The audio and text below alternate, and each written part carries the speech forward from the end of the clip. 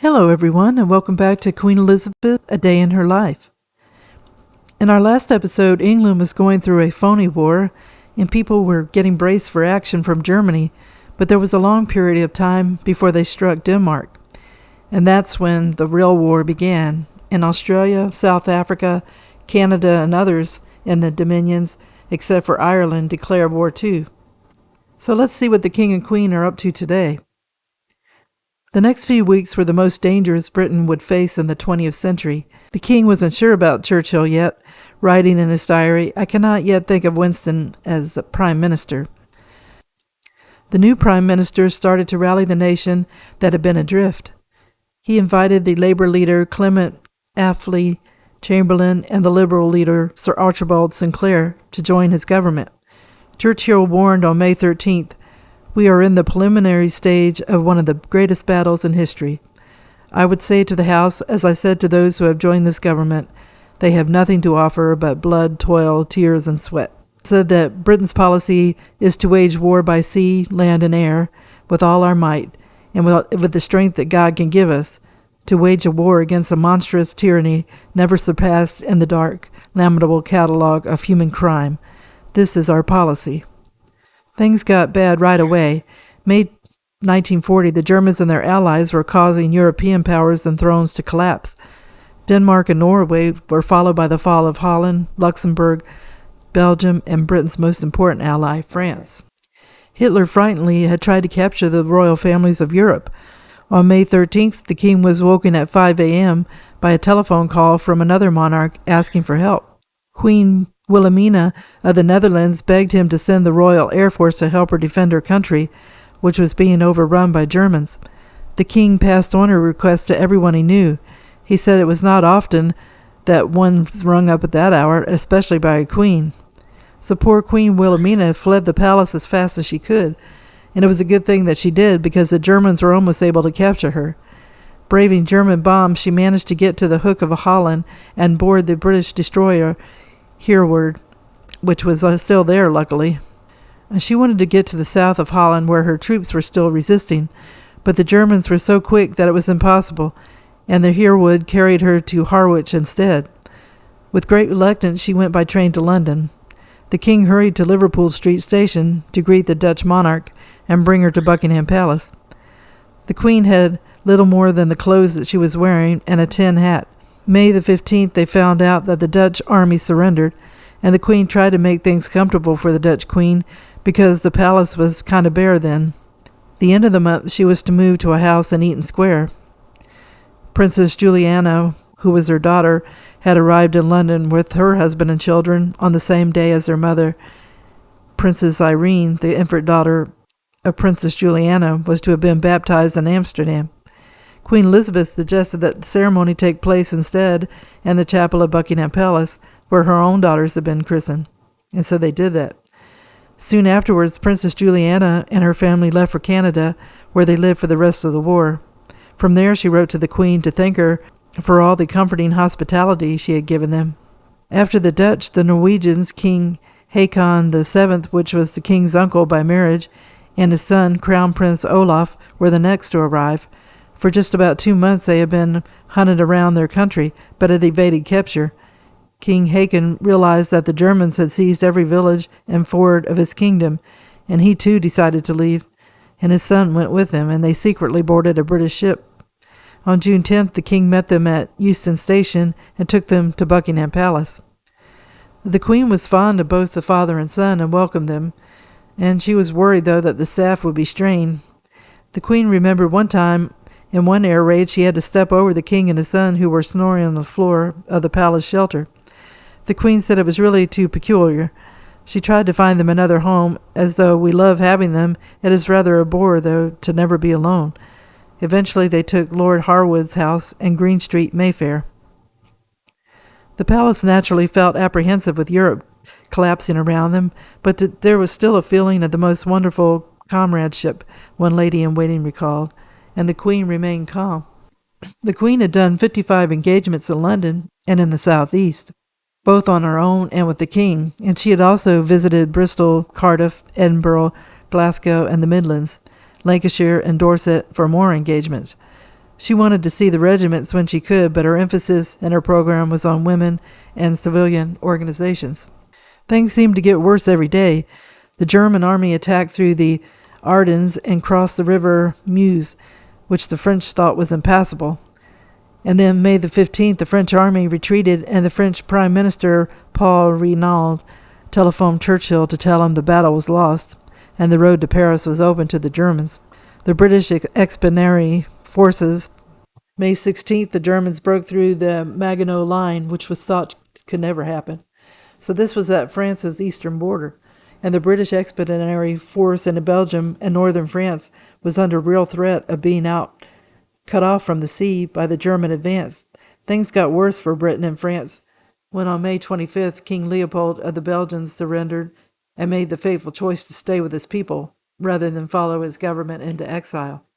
The decision horrified London, where a unified European front against the Nazis was essential, and the king wrote to Leopold, whom he liked, expressing his great concern. King Leopold would not change his mind.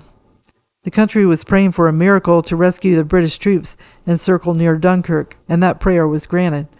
Hitler delayed his panzer attack and the remnants of the French and Belgian units. Between May 26th and June 5th, an extraordinary flotilla of British vessels, including many yachts and other small ships, managed to rescue more than 300,000 British and French soldiers from the beaches of Dunkirk. Some troops didn't reach Dunkirk, and one was the 1st Battalion, the Black Watch in which your nephew John Elphinstone was serving. They were forced to surrender near Abbeville after fierce fighting with the Germans. Only 9 men and 1 officer got away. The Queen was deeply concerned, and then she got news that her nephew had been captured, and he spent almost 5 years in the prison of war camps. Dunkirk was a shocking defeat, and the War Cabinet was discussing whether Britain should take up a suggestion that Mussolini might negotiate an overall peace. On May 28th, Halifax and Chamberlain argued that all options should be considered, and Churchill listened to the proposals for a negotiated settlement, but he thought the chances of Hitler offering decent terms were 1,000 to 1 against. He stated that nations which went down fighting rose again, but those who surrendered were finished. Cabinet members agreed with him, and Churchill wrote that if he had faltered at that moment, I should have been hurled out of the office. June 4th, Churchill told the House of Commons that Britain faced imminent invasion.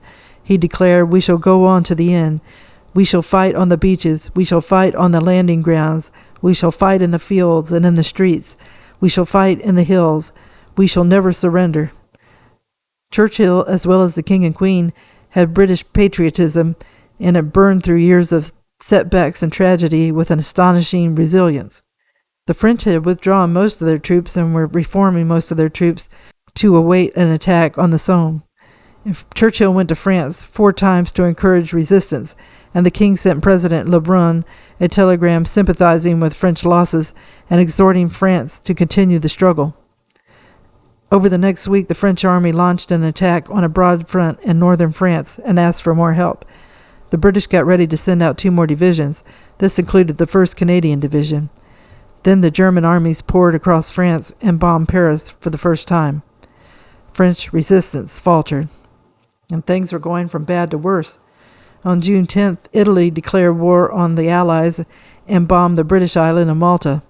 On June 12th, Churchill reported that the French were outnumbered 3 to 1 and might have to surrender soon. Friday, June 14th, the day the Germans entered an undefended and almost deserted Paris. The Queen gave a broadcast in French to encourage the women of France. She praised the ardor of which the French army was fighting.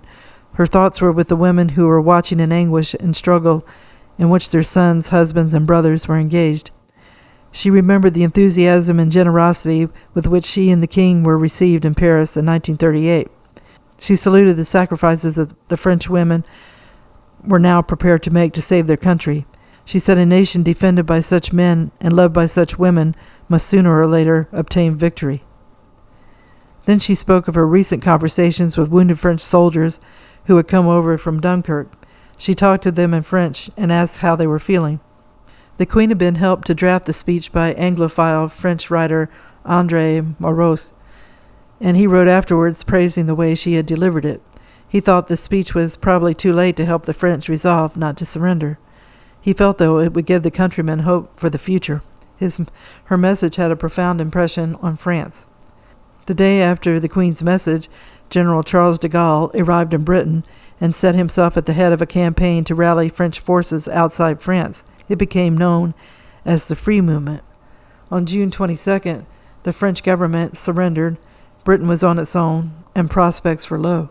Churchill warned Roosevelt that if Britain was defeated, the United States of Europe under Nazi command would be far more dangerous, far stronger, far better armed than the New World. Britain should have been in despair, and it would have been understandable. Instead, they felt elation and determined. The King wrote to Queen Mary, "Personally, I feel happier now that we have no allies to be polite and pamper." Many British people appear to agree with this sentiment. Churchill knew how vital the battle in the air would be. By June, they had raised the number of aircraft being manufactured every week from 245 to 363. In the Commons, June 19th, he made two more of his historic declarations, announcing that the Battle of France was over, and he now expected the battle depends on the survival of Christian civilization. He said, "Let us therefore brace ourselves to our duty, and so bear ourselves, that if the British Empire and its Commonwealth lasts for thousands of years, men will still say, 'This was their finest hour.'" Churchill's rhetoric of optimism seemed astonishing and foolish to onlookers abroad. New Yorker's London correspondent Molly Ponter Downs wrote, "It would be difficult for an impartial observer to decide today whether the British are the bravest or merely the most stupid people in the world." The bond between Churchill and the King grew stronger.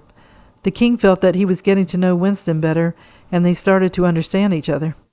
The King wrote to Queen Mary that Winston is definitely the right man at the helm at the moment. Churchill reconsidered his initial support of King Edward VIII. Churchill said that King George and Queen Mary were a far finer, more popular, and more inspiringly helpful pair than the other would have been. "We could not have had a better king and queen in Britain's most perilous hour." The Queen many years later said she felt very much a part of a team with the King, and he got on terribly well like a house on fire with Churchill. The King and Queen symbolized resistance to Hitler, not only in Britain but also in all occupied nations of Europe. Britons were organizing to resist invasion. In the South End, there were fears that German parachuting or gliding down from the skies, perhaps disguised as nuns, and locals put junk like old cars, old cookers, plows, tree trunks on golf courses, sports fields, downland and fields to keep aircraft from touching down. Road signs were removed so as not to assist an enemy who did arrive. The names of the villages and even railway stations were taken down. The government called for all able-bodied men between the ages of 15 and 65 that were not already engaged in war to step forward and become the local defense volunteers.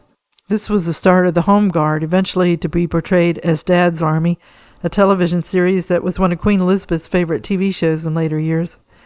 Right away, over 250,000 offered their services and began to gather in pubs and meeting rooms across the country to discuss how they could serve. By the end of June, the force had grown to 1.5 million. Men and boys began to drill with broomsticks instead of rifles, pitchforks instead of anti-aircraft guns. In Windsor Castle, Owen Morshead became the head of the castle's home guard. He wrote to Queen Mary to tell how the King and Queen were coping, and they talked to night patrols in the castle and encouraged them. He thought the King seemed depressed and tired. The King, he said, was sick of reading the endless stream of cabinet papers and war reports sent daily to him, and waiting and waiting. Morshead said it would have been better if he didn't have to know, because ignorance is bliss. Morshead felt that the Queen was a tonic with her sunny and buoyant nature. The King and Queen were determined to protect themselves. Both of them took shooting lessons. The King was already a great shot, and the King carried a rifle and a revolver in his car. One time when Churchill went to visit the King at Buckingham Palace, he was on the grounds and found him in the garden shooting at a target with a rifle. The King told the Prime Minister that if Germans were coming, he was going to get his German. Churchill said that if he felt that way, he would get him a Tommy gun so he could kill a lot of Germans, and so he said he was going to get him one. And the Queen felt the same way. She was taking instructions every morning and firing a revolver. She said, "I shall not go down like the others." She said, "I shall die if I have to leave." So I'm going to stop the video here. We saw the Germans on a rampage, and that the king and queens of Europe had to flee and go to England to reside until they found a place to stay. The queen tried to give the French men and women inspiration to fight, but it was too late, and the French government, that is, had to surrender. Once that happened, though, the king and the people of Britain felt a sense of relief that they could protect themselves without spreading themselves thin by trying to protect other allies across the continent. The king and queen made a great team. He knew the seriousness of the war, and the queen kept up good spirits to help him not feel so defeated. Churchill and the king became closer. They both were on the same page and determined to keep their freedom. They asked for volunteers, males between the ages of 15 to 65, to help protect Britain, and they got a large response. Everyone felt that they didn't want to give up their freedom to the Germans. It was inspiring to learn about all the things they did to protect the country. It had to be a terrifying time wondering when they were going to be attacked by air, by sea. They were afraid that the Germans would parachute in on them, and that really would have been scary. The king, the queen, and the prime ministers never gave up hope, and their hope inspired their country to keep on fighting. So I hope everybody enjoyed the video, and if you did, if you could give it a thumbs up, it would really help my channel out.